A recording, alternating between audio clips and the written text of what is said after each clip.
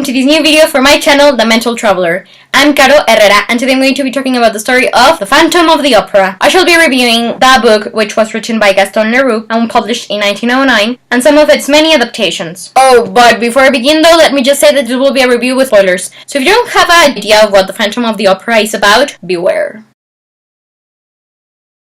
Set in the late 19th century in Paris, particularly in the Opera House, it tells the story of the mysterious opera ghost, who is this elusive figure who nobody has ever really seen, and who nonetheless more or less runs the show because when his will isn't obeyed, things go horribly wrong. But this is also a love story, because the opera ghost falls in love with a beautiful singer called Christine Daae, but she is also loved by a childhood sweetheart who turns out to be a young, cute, rich viscount. So the opera ghost has to try to win Christine's affections despite this rival, and he mainly relies on their shared passion for music for this. Overall, this is a sort of gothic romance. The book has a more detective vibe to it than the musical though, because the latter changes the character of the opera ghost in different ways. For example, in the book he isn't handsome, seeing as he is described a lot of the time as this living skeleton, thin with cold skin, and he is in a way a tormented genius with a bit of an unhinged mind. In the musical / 2004 movie, he is portrayed as a handsome, mad genius who is a seducer who happens to have a facial deformity. As to Christine and Viscount Raoul, in the book Raoul is more childish and innocent than in the musical or other productions, and Christine, I've never really liked her much. I do prefer her a bit more in the book because she's a bit more sensitive regarding the opera ghost feelings, but in the end the fascination for me has always been the character of the opera ghost. For example, there are other adaptations of The Phantom of the Opera, and over time I ended up watching most of them, and here I just want to mention the ones that I remember the most to give you an idea of how they changed the characters in each one. This one is really famous, and it starts the celebrated Lon Chaney as a phantom, who was an actor known as the man with 1,000 faces because he used to play all of these monsters, making him unrecognizable. I like this movie because it's in white and black and it's a silent film, and it's eerie and gets the scary vibe people would have felt had the opera ghost really lived to haunt the opera house. The Phantom though is portrayed as the typical monster along the lines of Dracula and Frankenstein and the Hunchback of Notre Dame. I've bought this one and I remember it being nice, although it made some changes to the original plot. For example, the ghost is actually a musician here who has his face disfigured when acid is thrown at his face, rather than being born with a disfigurement. In the end, I also watched the 1962,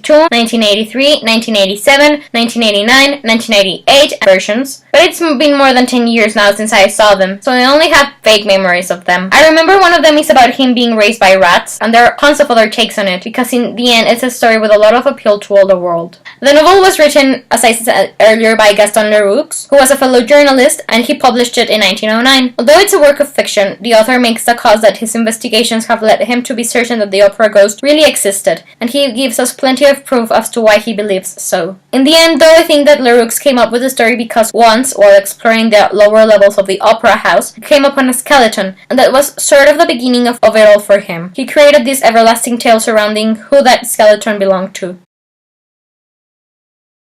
I give the book a 5 out of 5 stars review because it's a wonderful story. In my recent reread, I found it to be a really easy read with a very smooth writing style. It's funny at bits, and all in all, I am in awe of the author's grand imagination. I've never really liked, as I said earlier, Christine or Raoul that much, but I wish the author had included a scene of them talking together as adults after they've met up again before having them declare their feelings to each other. It would have made it easier for me to believe in their young puppy love feelings that quickly turn into this battle for survival. And as to the opera ghost, I think he's a grand literary creation. He's one of those great characters who are perceived as villains, and while yes, he does do a lot of bad things, in the end he is a product of his environment and circumstances, and I can understand why he acted the way he did, because great characters are just like human beings. We all have a bit of bad and good in us. He's my favorite character in this story. I've loved him since I was 13 years old. When I saw the 2004 version, I want to review this adaptation as well as the one from 1990 with more detail because they're my favorite ones. So, the 2004 version is an adaptation of the Andrew Lloyd Webber musical, directed by Joel Schumacher and starring Gerard Butler, Amy Rossum, Patrick Wilson, Ciarán Hinds, Simon Callow, Minnie Driver, and Miranda Richardson. It was my introduction to the Phantom of the Opera, and I love it. I love the cast, the performances, the soundtrack, the look of it, the costumes. It's just a gorgeous film, and in the next segment you're going to get an idea of just how much I love it, because it provoked a whole lot of things that I ended up doing during the past 15 years or so. He is a romantic gentleman, a seducer, who nonetheless gives us the vibe that he can turn dangerous in the blink of an eye. And yet I love that we also get to see him as this really vulnerable, hurt human being. This is a TV adaptation starring Charles Dance and Terry Polo. It makes a lot of changes to the original novel, but it was actually shot in the real opera house in Paris, so that was a great plus. Besides, I love the underground world they created for the opera ghost here. And as to the ghost, in this version he is very romantic, and there's this sequence where he sings Faust with Christine before the whole opera that is just so gorgeous and touching for me.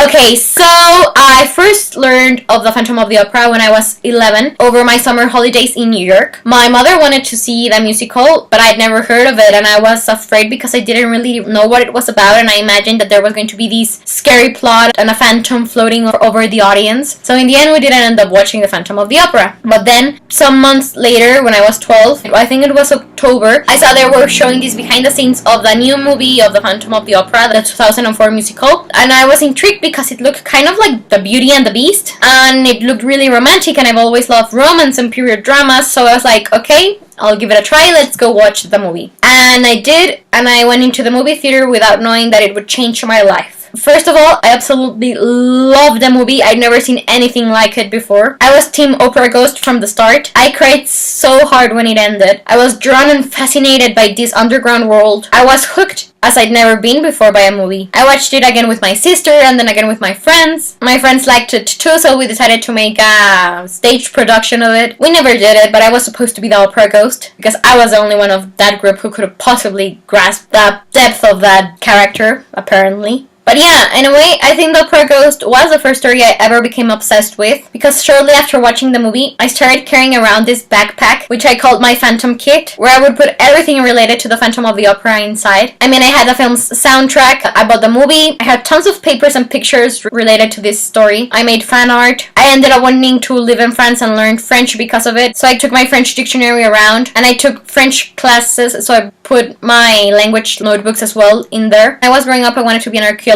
but after the Phantom, I no longer wanted to be in Egypt with the pyramids and the ancient Egyptians. I wanted to be in Paris, working on the catacombs underneath the opera house, trying to find the Phantom of the Opera and his lair. In the summer, after I first heard of the Phantom of the Opera in the Broadway musical, I went to San Francisco and Las Vegas. And in San Francisco, at the airport, I finally found the book and I bought it. And then when we were in Las Vegas, we were staying at the Paris Hotel, which has a reproduction of the opera house at the front. And I was going mad, I was crazy about it all, and I was taking pictures. I remember falling at one point in the street because I didn't look where I was going because I was busy staring at the opera. And my copy of the Phantom of the Opera, I still have it. I don't usually highlight books or write anything on them, but I did it with the Phantom. I remember crossing out every bit that I didn't like and putting in things that supported the Phantom. I also ended up watching every adaptation of the Phantom of the Opera ever made because of this. I used to dream of the day when I would be in Paris and see where it all happened. But yeah, as with many things, I grew up, my obsession lessened. I mean, I still love the Phantom of the Opera, not only because it's a fantastic plot and the novel is amazing and the adaptations are cool too, but because of all that it meant to my teenage years. But yeah, I'm happy to say that whenever I watch that 2004 version, I still remember all the lyrics and all the lines to it. Anyways, let's skip forward to when I'm 22. I'm visiting Paris for the first time, and what's the first famous building that I want to see?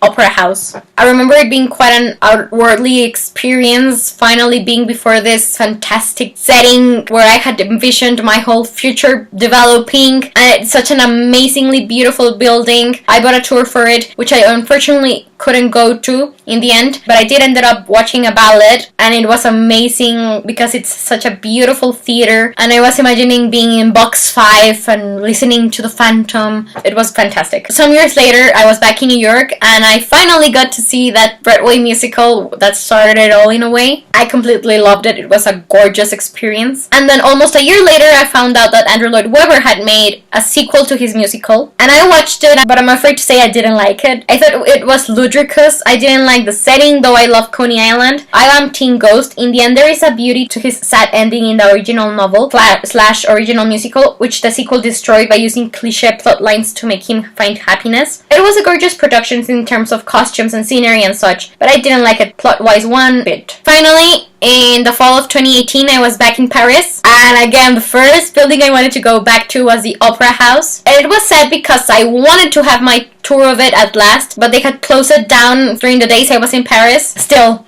I wish that one day I'll be able to go to that tour, and it would be amazing to step into the catacombs, even though that's maybe impossible. But I still dream of seeing the underground lake. But anyways, I reread the novel just before I went back to Europe, and I found it really short. I read it in a day, and I still loved it, but I was a bit sad because I read it more as an objective reader this time. I could look at everything with a more detached feeling, not getting as worked up about what happens in the end as I used to be. That's all part of growing up when you're a book lover. Anyways, for the moment, this is all I have to say about the Phantom of the Opera. Thank you very much for watching my video of it if you're still hanging around. Please let me know if you liked it or not, and please share your own thoughts about this story with me, because I would love to hear them. In the description box below, you can find a link to the Goodreads page for the book, as well as a link to the IMDb page for the 2004 version. But yes, I'm Carolina, the Mental Traveler, and I hope you have a wonderful day wherever you're in the world. I hope to be seeing you soon. Goodbye.